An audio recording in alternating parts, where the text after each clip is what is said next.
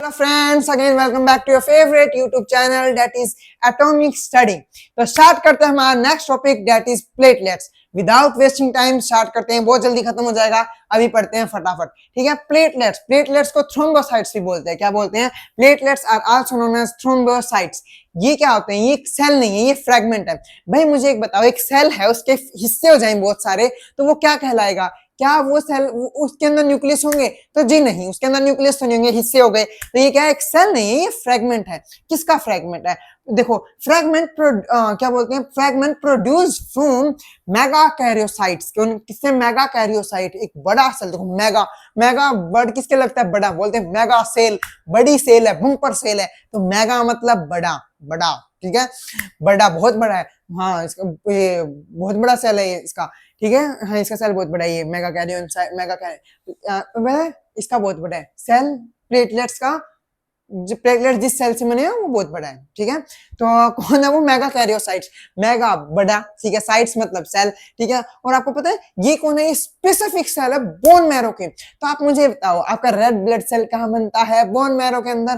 तो ये भी किसके सेल है? बोन मैरो के सेल है. और ये प्लेटलेट्स किससे बना? मेगाकैरियोसाइट से. मेगाकैरियोसाइट्स है किसके अंदर? बोन मैरो के अंदर. तो प्लेटलेट्स भी किससे बना? बोन मैरो के अंदर बना. तो ये आपको याद रखना है बिल्कुल अच्छे से कि हमारा रेड ब्लड सेल भी बोन मैरो में बन रहा है, प्लेटलेट्स भी बोन मैरो से आ रहे हैं. ठीक है, ब्लड नॉर्मली कंटेन इतने कितने 1.5 से 3.5 लाख प्लेटलेट्स होती है. आपको सबको पता है भी. करो इसके डेंगू के अंदर आपने देखो 1.5 से 3.5 लाख प्लेटलेट, सबको पता है.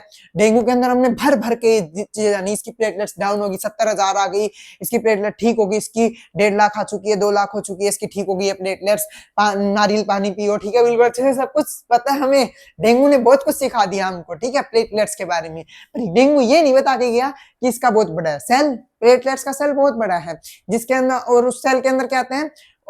इस प्लेटलेट्स के सेल के अंदर क्या आता है? इसका सेल कौन सा इसका सेल? मेगाकैरियोसाइट है. ठीक है, अरे यार मैं क्या करूं, मैं ऐसे पढ़ा देता हूँ, फिर मेरे को थोड़ा सा ऐसे हेजिटेशन सा होते हैं. देखो आपको अच्छा लगता है ऐसे पढ़ना, पर नेशनल उस पे ऐसे पढ़ाना थोड़ा सा मतलब लेवल पे, नेशनल का इंटरनेशनल चला जाता है यार. ये तो यूट्यूब है, कहीं भी चला जाता है. तो थोड़ा चलो ठीक है, पर आपको जैसे अच्छा लगता है भाई. ठीक है, पर ये 1.5 से, वही बात, 1.5 से 3.5 लाख प्लेटलेट सेल किसके अंदर होते हैं?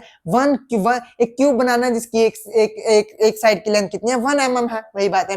Platelets can release a variety of substance most which involve in clotting. आपको पता है प्लेटलेट्स, देखो आपने एक बात सुनी होगी, हम बोलते हैं इसकी प्लेटलेट्स बहुत कम होगी, फिर उसके नाक से और दांतों से खून निकलने लग जाता है डेंगू के अंदर. तो मतलब प्लेटलेट्स खून को रोक के रखते हैं. तो मतलब क्लोटिंग के अंदर प्लेटलेट्स हेल्प करता है. तो ऐसे यार रिलेट कर सकते हो आप. ठीक है, तो एंड या क्लोटिंग ऑफ द ब्लड की क्लोटिंग में, कोगुलेशन के अंदर प्लेटलेट्स हेल्प करते हैं. फिर reduction in the number can lead to a clotting disorder. अगर प्लेटलेट्स का नंबर कम हो जाए तो क्लोटिंग डिसऑर्डर हो जाता है कोई. ठीक है, which will lead to excessive loss of blood from body. वही बात, प्लेटलेट्स क्या मेंटेन रखता है? प्लेटलेट्स मेंटेन किसको रखता है? हमारे खून को रिलीज निकलने नहीं देता. वही बात मैंने कहा, क्लोटिंग मेंटेन रखता है. और अगर प्लेटलेट्स के नंबर कम होंगे तो खून निकलेगा, जिससे डेंगू के अंदर होता है.